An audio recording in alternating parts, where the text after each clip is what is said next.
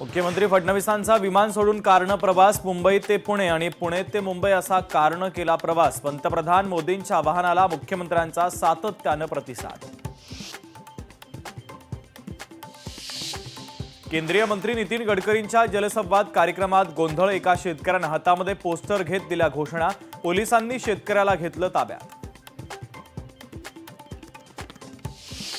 गोंदियामध्ये कर्जातून सुटका मिळवण्यासाठी स्वतःच्या मृत्यूचं नाटक। मित्राची हत्या करून आरोपी 8 महिने नागरिकांना फसवत राहिला।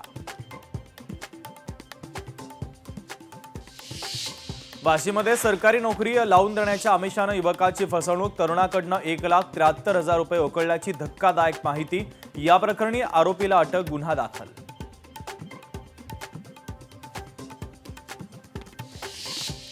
सांगलीतील बोरगाव येथे शक्तीपीठ महामार्गाच्या विरोधामध्ये शेतकऱ्यांचा रास्ता रोको आंदोलन। आंदोलनादरम्यान कोणताही अनुचित प्रकार घडू नये यासाठी पोलिसांचा चोख बंदोबस्त।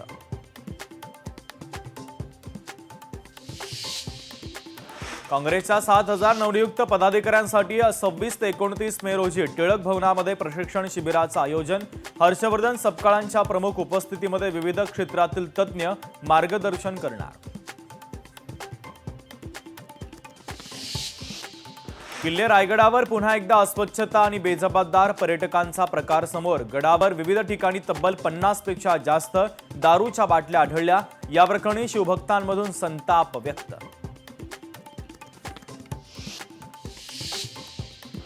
मध्य रेल्वेवर पुन्हा घेणार 6 दिवसांचा जम्बो ब्लॉक। 17 मे ते 22 मेच्या दरम्यान कसारा इगतपूर विभागामध्ये पायाभूत कामं करण्यासाठी ब्लॉकमुळे एक्सप्रेस गाड्यांना फटका बसणार।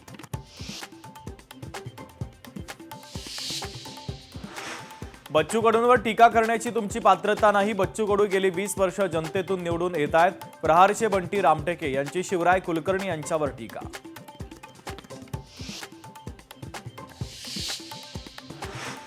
रत्नागिरीमध्ये डिझेल तुटवड्याचा एसटीला फटका। ग्रामीण भागातील बस उशिराने सुटल्यानं खेड बस स्थानकामध्ये नागरिकांचं बस रोको आंदोलन।